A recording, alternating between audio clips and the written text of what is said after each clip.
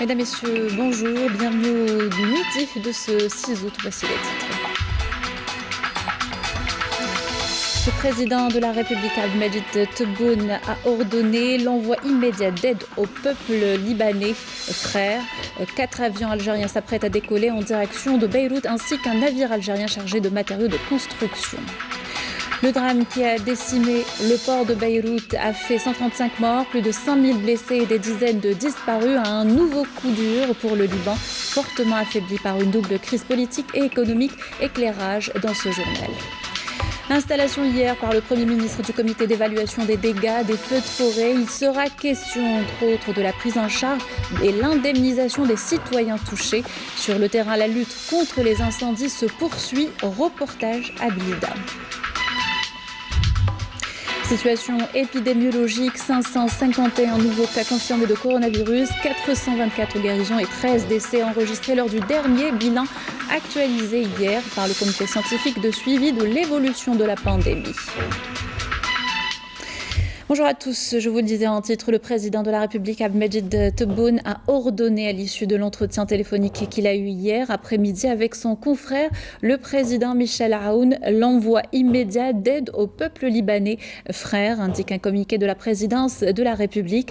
En application de cet ordre, 4 avions algériens s'apprêtent à décoller en direction de Beyrouth, transportant des équipes constituées de médecins, chirurgiens et pompiers, des fournitures médicales et pharmaceutiques, des produits alimentaires, des tentes, des couvertures et autres. Par ailleurs, un navire algérien chargé de matériaux de construction pour contribuer à la reconstruction de ce qui a été détruit par l'explosion devra également larguer les amarres en direction de ce pays, conclut le communiqué de la présidence de la République.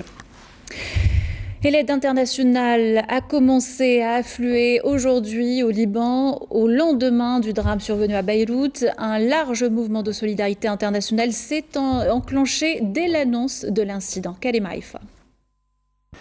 Quelques heures après le drame, le Premier ministre libanais Hassan Diab avait lancé un appel urgent à tous les pays amis et aux pays frères.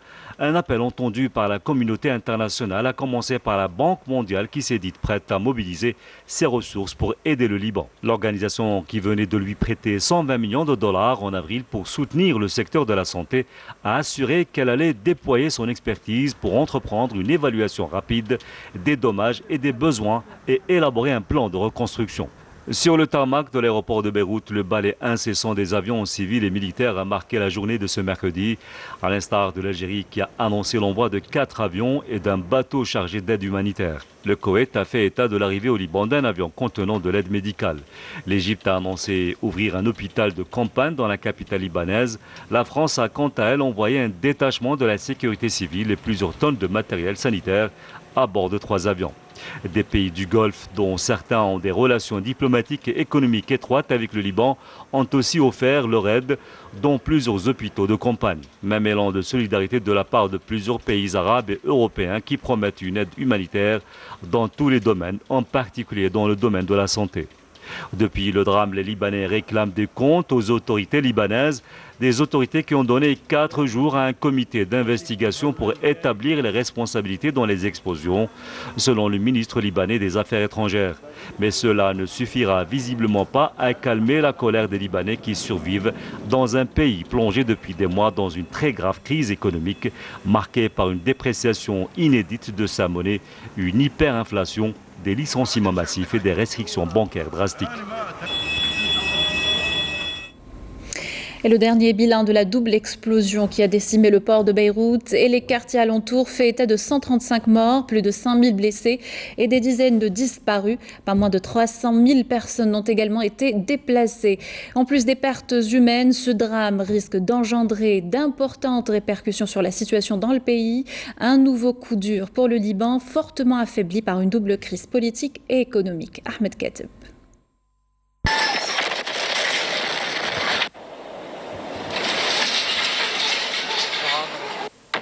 C'est un véritable 11 septembre libanais.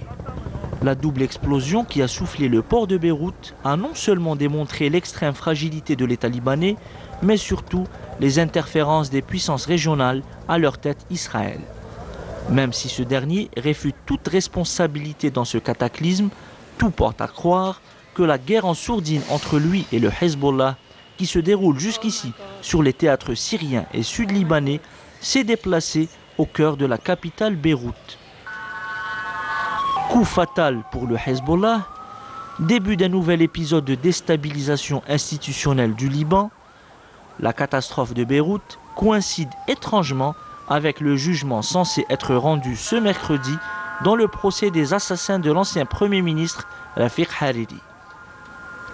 Ce drame quasi atomique, à un jour près du 75e anniversaire de la bombe nucléaire d'Hiroshima, intervient surtout avec comme toile de fond les escarmouches anti-israéliennes sur les fermes libanaises occupées de Shebaa, ainsi qu'à la lisière du Golan syrien occupé. Des raids israéliens répétés contre les positions du Hezbollah et de l'Iran près de Damas et des manifestations anti-Netanyahou à Tel Aviv. La version du gouvernement libanais fait état de l'explosion d'environ 2750 tonnes de nitrate d'ammonium qui étaient stockées dans un entrepôt du port de Beyrouth. Le Premier ministre Hassan Diab a dénoncé un désastre dans tous les sens du terme. Selon les autorités libanaises, rien n'indique que les explosions aient été d'origine criminelle. S'adressant au pouvoir militaire suprême chargé des questions sécuritaires durant l'état d'urgence de 15 jours à Beyrouth, le gouvernement a demandé l'assignation à résidence de toute personne impliquée dans le stockage de l'ammonium depuis l'arrivée de la cargaison déchargée d'un navire moldave en 2014 jusqu'à son explosion.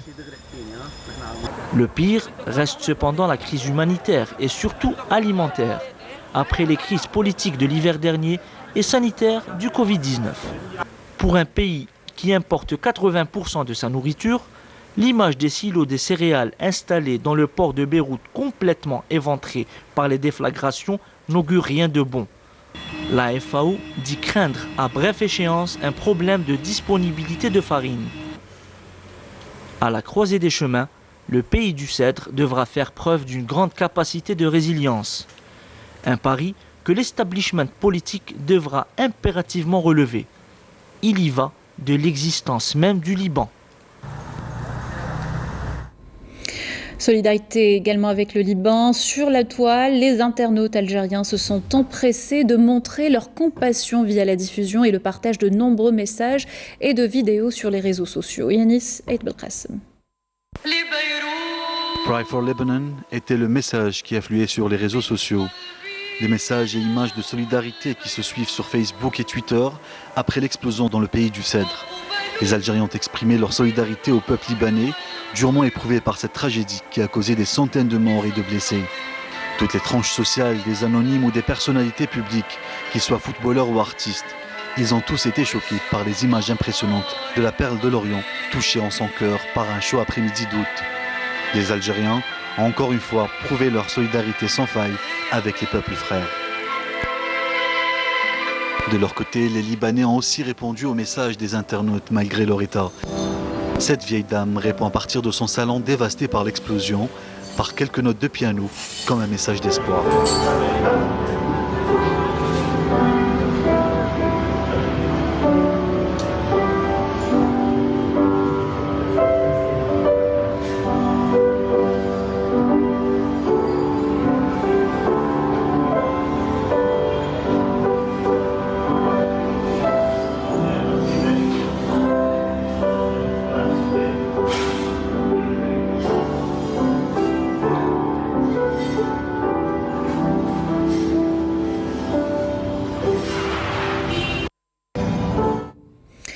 Dans l'actualité également, le Premier ministre Abdelaziz Jarrad a procédé hier à l'installation du comité d'évaluation des dégâts des feux de forêt. Il est chargé, entre autres, de prendre en charge la situation des citoyens victimes de ces incendies. Le bilan des feux de forêt enregistrés à ce jour porte sur 1381 foyers pour une superficie cumulée de 14 496 hectares. Les dégâts ont aussi concerné une superficie de 1085 hectares de récolte de blé et d'orge, plus de 104 000 arbres fruitiers, 5 111 palmiers et 360 ruches d'abeilles. Les enquêtes engagées ont permis d'aboutir à la neutralisation de 15 personnes pyromanes. Et la lutte contre les feux de forêt a vu la mobilisation d'importants moyens matériels et technologiques, mais surtout humains. Les services de la protection civile, tout comme la direction des forêts, sont sur le pied de guerre depuis le début de la saison estivale. Reportage à Blida, commentaire Sid Ahmed Bouraïb.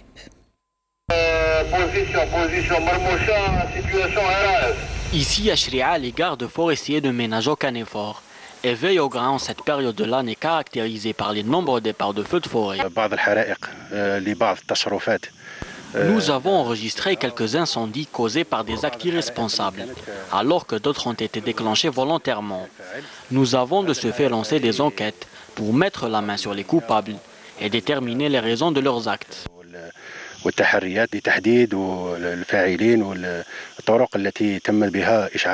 Les gardes forestiers enchaînent les campagnes de sensibilisation, en plus des nombreux agents déployés sur le terrain et la réhabilitation des postes de contrôle. En somme, tous les moyens sont bons pour lutter contre les feux de forêt. Nous organisons des rondes régulières pour un contrôle quotidien des facteurs qui pourraient déclencher un incendie et menacer nos forêts.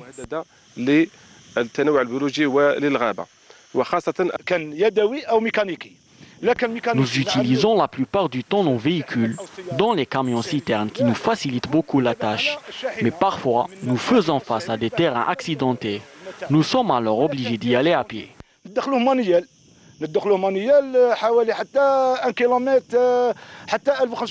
Étant un espace vital pour tout être vivant et un véritable poumon pour l'environnement, la protection des forêts reste une des priorités du moment. Et cette information à présent, le président de l'Assemblée populaire nationale, Slimane Chennine, participe par visioconférence à la 6e réunion de la commission préparatoire du 5e sommet des présidents des parlements, prévu du 19 au 21 août en Autriche. Situation épidémiologique à présent dans le pays, 551 nouveaux cas confirmés de coronavirus, 427 guérisons et 13 décès ont été enregistrés lors du dernier bilan actualisé hier par le comité scientifique de suivi de l'évolution de la pandémie. Et cette opération, tout de suite, le vieux quartier d'El Maqsra dans la Kasbah de Mostaganem arbore un nouveau visage. Il s'agit là d'une opération citoyenne de nettoyage et d'embellissement effectuée par des bénévoles de la ville. Yamina Saïdji. Des pots de fleurs sur des murs, une allée plutôt agréable aux couleurs du ciel. Il s'agit là du nouveau décor de ce quartier de l'ancienne Kasbah de Mostaganem. El Maqsra a connu depuis quelques jours une opération de nettoiement. L'ancienne Kasbah se doit cette nouvelle vitrine grâce à un appel lancé sur les réseaux sociaux et qui s'est manifesté par des bénévoles de la ville. كمحسنين نخدموا المدينة تاعنا وهذه التجديد ونوقفوا معها. Nous sommes des bénévoles et nous avons décidé de rénover notre quartier pour notre bien-être, mais aussi pour que la ville de Mostaganem redevienne un endroit touristique. ومدينة ساحلية وسياحية نعاودوا نعطوها الوجه تاعها الحقيقي بيده ولو بماله ولو بكلمة طيبة. Je remercie tous les habitants de la région qui ont participé à cette initiative, que ce soit avec une aide financière ou simplement en apportant un petit coup de main. Maintenant, tout ce qui nous préoccupe, c'est le problème de la route qui est dans un sale état.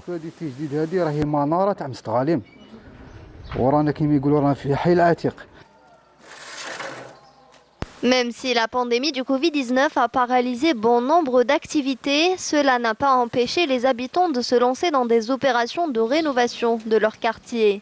وقاموا بطلاء هذا الحي رقم 23 ومن بعد ملي جات هذيك جائحة Ils ont peint ce quartier en premier, ensuite ils ont dû arrêter à cause de la crise sanitaire. Donc nous avons décidé de continuer le travail tout en respectant les mesures d'hygiène. من موراهم والحمد لله راهي سماك راهي تعمم كاع على الحي تاع المكسر راهي تعمم ان شاء الله.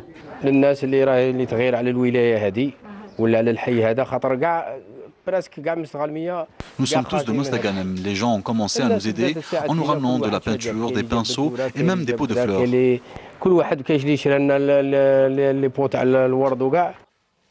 Une destination de plus à visiter à l'ouest du pays, d'autant plus que Mostaganem se part pour vous accueillir dès la réouverture des plages. Lancement hier d'un portail électronique des appels d'offres et consultations dédiés aux startups et micro-entreprises. Safratic.dz est réservé aux acteurs activant dans le secteur de la poste et des télécommunications. Les détails avec Yamina Saïdji qui revient sur cette cérémonie qui a eu lieu en présence du ministre de la Poste et des Télécommunications, du ministre délégué auprès du président, ministre chargé des micro-entreprises. Ce nouveau portail électronique est dédié aux startups et micro-entreprises. Il servira dans une première phase à publier tous les marchés publics relatifs à la réalisation de projets relevant du secteur des TIC. Il permettra dans une seconde phase de concrétiser l'opération de numérisation totale du processus des marchés du début jusqu'à la fin.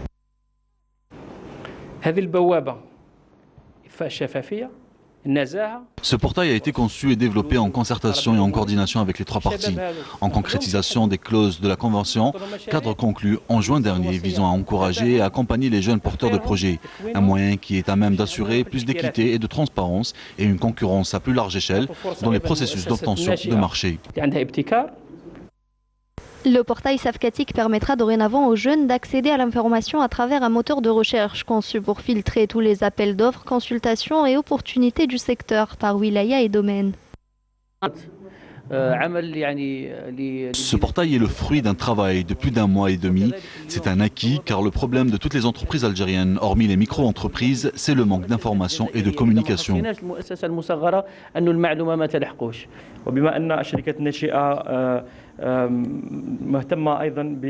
Puisque les entreprises nouvellement créées s'intéressent au marché public, il leur suffit de consulter ce portail pour connaître toutes les opportunités du secteur.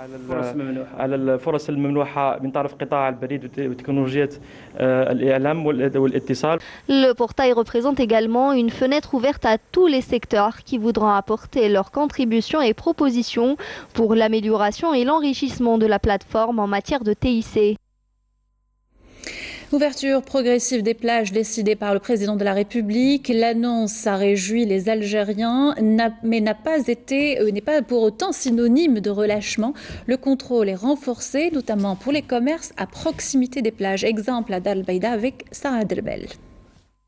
À quelques jours de la réouverture des plages, les autorités concernées de la commune de Dar el Beida intensifient leur présence sur le terrain pour sensibiliser les propriétaires des commerces se trouvant près de la côte à veiller à la stricte application des mesures de protection contre la Covid-19.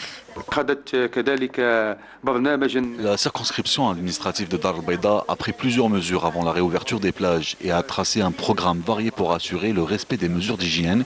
Nous avons aussi effectué le même programme au niveau des mosquées.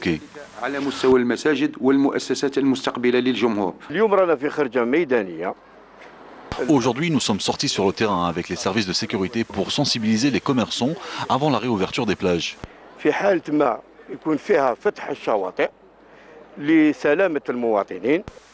Une campagne de sensibilisation a été lancée par la direction du commerce en collaboration avec la direction générale de la Sûreté nationale pour inciter les commerçants à appliquer toutes les mesures préventives. Nous, en tant que commerçants, nous sommes prêts pour sensibiliser les Algériens à appliquer les mesures d'hygiène, notamment le port du masque et le respect de la distanciation physique. Pour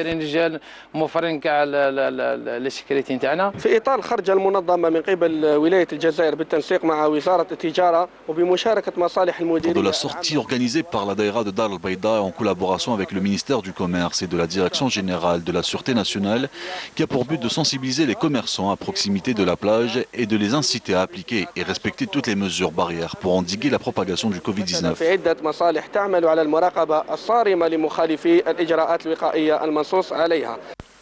À l'approche de la réouverture des plages, la situation sanitaire actuelle exige vigilance et observation des mesures barrières pour passer une saison estivale en toute sécurité.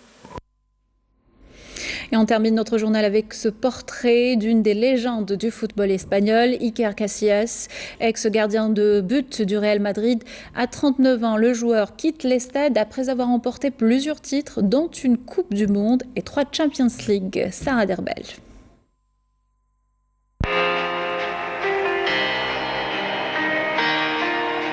Mythique gardien de but de l'Espagne, l'une des plus grandes légendes du football mondial, l'un des meilleurs gardiens du 21e siècle, San Iker ou l'ange gardien, tire sa révérence et quitte les stades avec un surnom qui illustre sa place dans l'histoire du football espagnol. Champion du monde et d'Europe avec la sélection espagnole, triple vainqueur de la Ligue des Champions avec le Real de Madrid, Iker Casillas a porté le maillot des Los Blancos pendant 15 années et a établi un record de 167 sélections avec la Roja. Le 4 août 2020, le portier espagnol de 39 ans a décidé de raccrocher ses gants, un choix sans grande surprise puisqu'il a été victime d'un malaise cardiaque en mai 2019. Ce qui avait provoqué un brutal coup d'arrêt à sa carrière après plus d'1 an sans jouer. 4e ballon d'or français en 2008, Casillas laisse derrière lui un palmarès impressionnant, notamment avec le Real de Madrid. 4 ans avant son problème cardiaque, l'ancien capitaine avait quitté son club de toujours avec les larmes aux yeux, avant de partir achever sa carrière au Portugal, au sein du FC Porto.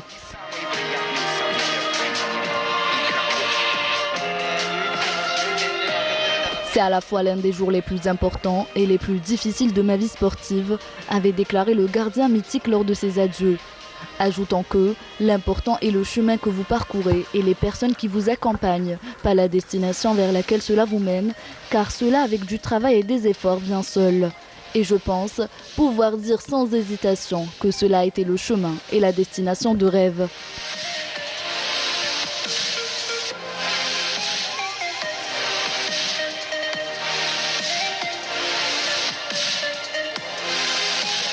Il quitte ses filets après un long parcours, un rêve enfin réalisé. Tout comme à ses débuts, Iker Casillas aurait inscrit son nom parmi les figures emblématiques du football mondial.